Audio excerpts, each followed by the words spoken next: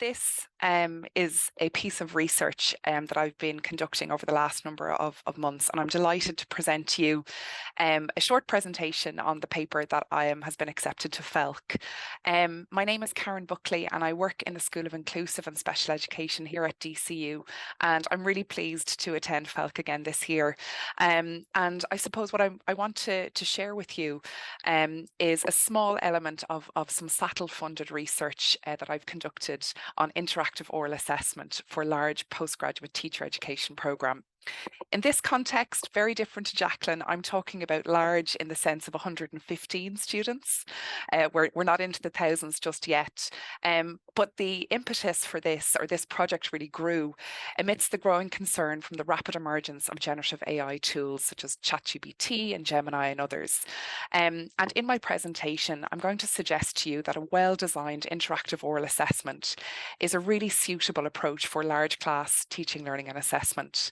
And I firmly believe, as a result of evaluation from staff and from students who participated in this type of assessment, that interactive oral assessment is a suitable alternative to some more traditional modes of examinations or assessments that we have typically used across our programmes, not only in teacher education, but also I would claim that maybe it has lots of possibilities and opportunities across other disciplines and undergraduate programmes as well. In my paper that I shared with PHELC, I suppose I was trying to convey the importance of robust assessment design. And I suppose supporting and following on from Jacqueline's keynote, there's no denial that, robust assessment is really what's so important to us. And for interactive oral assessment, I really saw that there was potential there to create inclusive, sustainable and meaningful assessment for postgraduate learners. And much of the research that I've conducted here with students in particular, that's what I'll present to you today, it very much supports some of that initial literature that's emerging from interactive oral assessment and large class pedagogy. And I hope to share with you some results from this evaluation at our university here in DCU. And ultimately, what I hope to do over the next few minutes at least is to maybe share with you guys a little bit around the teaching context, kind of set the scene, explain to you a little about the module that I'm delivering, share with you maybe some definitions and exactly what interactive oral assessment is. And also I'm very happy to share with you some lessons that I've learned along the way, and also propose that there are great opportunities for scalability in larger classes, much larger than mine at 115, but also I think that there's opportunities across disciplines, whether that's undergraduate teaching, postgraduate teaching, or even to use interactive oral, which I think is a really great approach that can be used complementary to other assessment approaches as well. So let me get started. The teaching context that I am sharing with you, it's really about, I suppose, a postgraduate National Framework of Qualification Level 9 10 credit module that I was involved in, again with 115 learners. This module is part of a larger programme that's designed to provide foundational knowledge and skills for inclusive education to qualified and practising teachers across primary, post-primary and further education settings here in Ireland. It's one of our most treasured programmes here in our School of Inclusive and Special Ed, and I've been fortunate to be coordinating the module Principles and Concepts of Inclusive Education for the last 4 years. The module itself focuses on a range of issues pertinent to inclusive education, from the historical development of special and inclusive ed here in Ireland. It looks at critical examination of related international and global frameworks. We explore key theories in literature, and the aim of the core module in this programme is that it aims to cultivate a reflective and critical approach to inclusion. And really, I suppose what we're trying to do is support learners' examination of their attitudes to explore policy development, and really gets us all thinking as practitioners around a variety of strategies for inclusive pedagogies. And this module encompassed a variety of teaching strategies. So I would both teach in person and I would teach online in a variety of different formats, whether that was a lecture, a workshop, seminars, invited guest speakers. And our intention was to address comprehensive objectives, which included developing critical understandings of disability and inclusion concepts, examining legislation, policies, and ultimately we were trying to foster critical reflection on attitudes toward inclusion. And over the last 4 years, since I became the module coordinator of this module, our students were assessed typically by submitting a 3,000 or 4,000 word written submission. And the idea here is that we were trying to encourage deep engagement with the chosen topic and develop critical inquiry skills. But I had a dilemma on my hands. Over the last 2 academic years, we've observed a steady increase in support requests from students, namely things like extension requests or the inability to meet the assessment deadlines. And despite having quite a long lead-in time from assignment briefing and introduction to the assignment process, which was about 4 months from that initial conversation with our students to submissions, we were actually receiving extension requests from about 20% of this cohort who submitted the assignment, which is quite large by comparison.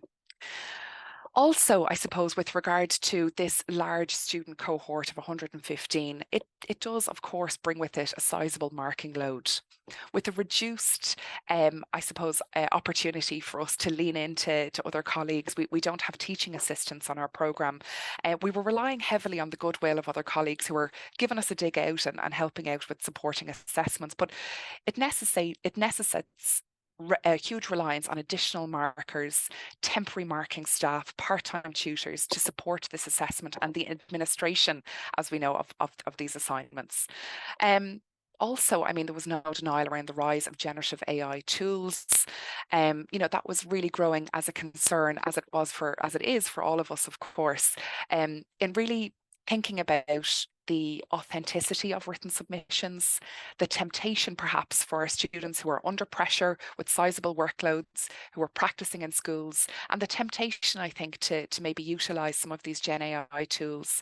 And that really raised a lot of questions around academic integrity specifically. So this is where interactive oral assessment really came on the scene. And I suppose interactive oral assessment, for those of you who are not familiar, it's designed within an evidence-based framework that's pioneered under the leadership of our colleague Danielle Logan Fleming from Griffith University. And this is where interactive oral assessments were first implemented in DCU in 2020, quite timely, as you know, from the pivot to online teaching and learning. But since 2020, interactive orals have been successfully developed as a reliable form of assessment across the universities, across all faculties.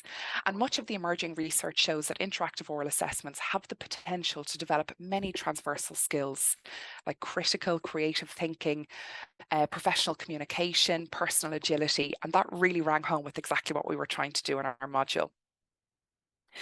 An interactive oral assessment, quite simply, is a two-way conversation. We typically use a professional scenario to stimulate a free-flowing conversation or discussion.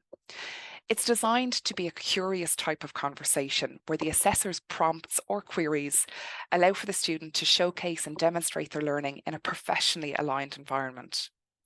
The interactive oral assessment itself facilitates the exploration of a student's deep and higher order learning and understanding of a topic.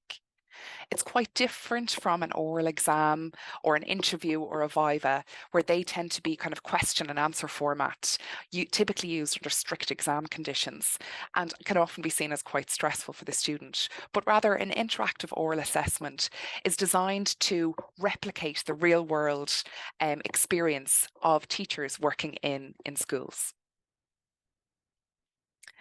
So what we tried to do for the interactive oral assessment is to try and develop an assessment that was going to allow our learners to draw on their understanding of the principles and the concepts underpinning diverse learners within the context of inclusive education and special education. What we then wanted to do was for our students to forge links between research literature and current practices concerning curriculum, pedagogy and special ed issues. And really what we want to do is for our learners to develop those transferable skills in analysing, synthesising and critiquing research literature that really meant something to them into the classroom. And I suppose especially tailored for higher education and drawing inspiration from such programs like the international baccalaureate curriculums, interactive orals really fitted quite well. Interactive oral assessments are authentic, they're spontaneous exchanges between a student and an assessor, and it's very much rooted in constructivist theory, embracing the strategies that emphasise active, contextualised learning. And that's why I suppose they provide a genuine assessment opportunity for our learners. It's situated in a real world context. The scenario, for example, that I shared with my learners is to imagine that during that very precious 10-minute tea break that you might have during the day or on your lunchtime, a colleague asked to meet you for 10 minutes over a cuppa to discuss maybe some strategies or ways that they could make their classroom more inclusive. That was as simple and as complicated as the scenario was. So that was, it seemed, a really successful way for the student to kind of think about, well, these are the kind of conversations that I tend to have with my colleagues running down the corridor, at the water cooler, or over lunchtime. And it was scaffolded in a way that the students had the opportunity to see some really great examples of interactive oral assessment taking place. We had a range of supports, webinars on our learning management system. We use Moodle, we call it Loop here in DCU, and we gave a variety of supporting resources to ensure that the learners became really au fait and really familiar with what exactly was required of interactive oral assessment. Spoiler alert, it was hugely successful. We were really, really pleased with the response from our students, first of all. We were really, really pleased with, I suppose, how smooth the process was. And again, I suppose supporting what Anne-Marie mentioned and what Jacqueline mentioned about, things going wrong at scale. It really worked out well. And during the process, it was important to me to try to evaluate the student experience throughout. And there were a number of lessons learned. For the purpose of the presentation, I'm just going to hit on a couple of points here, but further lessons learned are explored in the paper as well. Very much supported by the early work of some colleagues who have researched on interactive oral assessment. There are some key objectives and key characteristics of effective interactive oral assessment design. So things like, the importance of aligning with the learning outcomes, which we all know, to align our assessment and our task with our overall programme objectives to ensure coherence and learning. The contextualisation and authenticity was really, really important, that we created this assessment to be authentic. So instead of hypothetical questions or hypothetical scenarios, we wanted our students to assume the roles of the personas to navigate those real life experiences of having a chat with a colleague in the staff room around, some of the challenges of applying inclusive pedagogy in their practice.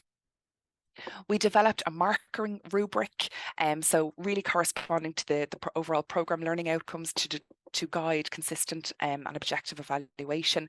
And we had really clear procedures for conducting these assessments. We had a bank of prompts to ensure equivalency in the challenge and the alignment with the programme outcomes. We also, as I said, recorded some really nice sample interactive oral assessments that were shared with the students with advance. And we just scaffolded, I think, as best we could. We tried to prepare the students that they understand the assessment purpose, structure and success criteria. We gave them the opportunity to even practice interactive oral assessments with peers. And we really wanted to try and foster communication skills within the online classroom to really support their practicing in articulating some of the concepts. And then finally, the scheduling and lessons learned around scheduling was to really ensure that we allocated adequate time for the interactive oral assessment to take place. Our interactive oral assessment took place via Zoom online in the evening times in December. Mainly because our students were scattered all across the country and it worked out better for us. We also were relying on Zoom as a tool, which was working really effectively for us as well. But also we scheduled and we timed these interactive oral assessments to ensure that there was some spillage in case of unforeseen technical issues, as we know happens all the time. We wanted to give ourselves a little bit of a buffer either side. And also, I suppose, with the logistics for a large cohort like this, we were really utilising some of our digital scheduling tools that were available to us on our Loop platform as well. To talk to you a little bit about scalability and I suppose reflecting on the implementation of interactive oral as a fair and reliable assessment, I suppose there are some kind of practical implications for its effectiveness in large class settings. There are, of course, several challenges and strategic responses that need to be considered, but I wanted to share with you maybe some of my experience in how exactly we can plan for scalability. The first being resource intensity. And again, I suppose in response to a question that was asked of Jacqueline about, workload and time saved by Claire Gormley, it really did save an awful lot of time. And of course, there was a huge amount of work and preparation that happened in advance to plan the interactive oral assessment, to schedule the time slots.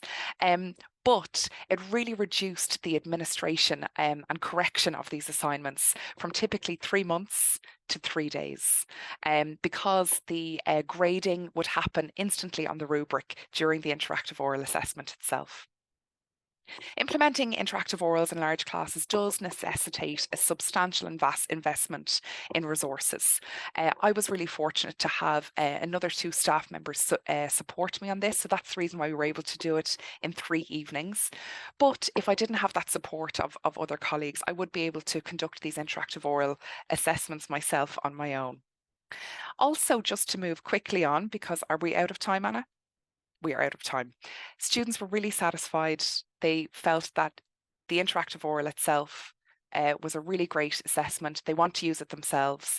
And I think I just want to maybe end with a nice quote here from one of our learners who felt that interactive oral assessment was effective, engaging and inclusive. So thank you.